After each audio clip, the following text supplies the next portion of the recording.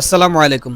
আজকে আমার এই ভিডিওটি হচ্ছে একটা বিষয় নিয়ে কথা বলা, যেটা হচ্ছে সারা বাংলাদেশ ব্যাপী যেটা সমস্যা। সারা বাংলাদেশে আপনি যেই প্রান্তে যাবেন এই একটা জিনিস নিয়ে সমস্যা, সেটা হচ্ছে কি পলিথিনের বর্জ্য। এই পলিথিনের বর্জ্য সারা বাংলাদেশে আপনি যেই প্রান্তে যাবেন এই পলিথিনের বর্জ্যগুলো খালে বিলে রাস্তার পাশে সব জায়গায় এগুলো পাওয়া যায়। এগুলো এমন একটি বস্তু, এগুলো মাটির 100 হাত নিচে গেলে এগুলো পচে না। একমাত্র এগুলোর কাজ হচ্ছে এগুলোকে ফুঁড়ে ফেলা। আপনি দেখুন আমাদের মান্দারি বাজার, ঐতিহাসিক লক্ষ্মীপুর জেলার মান্দারি বাজার পশ্চিম বাজার 4 লেন কাজ উপলক্ষে যে কাজটি চলমান, এই চলমান কাজের মধ্যে এই পলিথিনগুলো সরানোর জন্য তারা কত কষ্ট করতেছে। তারপরে এই পলিথিনগুলো শুধু বের হচ্ছে, এগুলো যত মাটির নিচে গেছে ততটুকু জায়গা জুড়ে এগুলো থেকে গেছে। এগুলোর কোনো পছন্দ নাই, এগুলোর কোনো ক্ষয় নাই। তো কী করতে হয়, এগুলোকে পুড়ে ফেলতে হয়।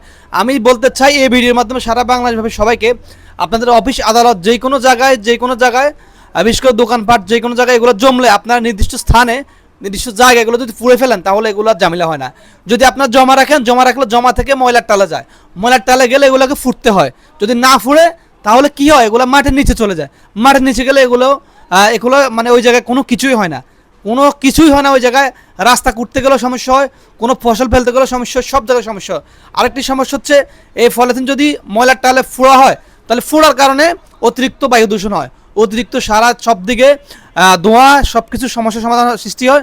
তো সেই হিসাবে এই পলিথিন বর্জ্যের একটাই সমাধান, সেটা হচ্ছে আপনার যেই জায়গায় এই পলিথিনগুলো জমবে, নির্দিষ্ট দোকান, নির্দিষ্ট অফিস, নির্দিষ্ট বাসা, ওইখানে এগুলো আমরা ফুঁড়ে ফেলতে হবে।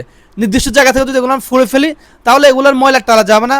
ময়লার টালা গেলে দুইটা সমস্যার সৃষ্টি হয়, এগুলো পচে না, এগুলো যে কোনো জায়গায় মানে একবারই মানে জায়গাটা অপরিষ্কার করে ফেলে। আর এগুলো থেকে যদি আপনি কমানোর জন্য, এই ময়লার স্তূপগুলো কমানোর জন্য যদি আগুন ধরানো হয়, সে আগুন থেকে বায়ু দূষণ হয়, মানুষ অসুস্থ হয়, নানান সমস্যা তৈরি হয়।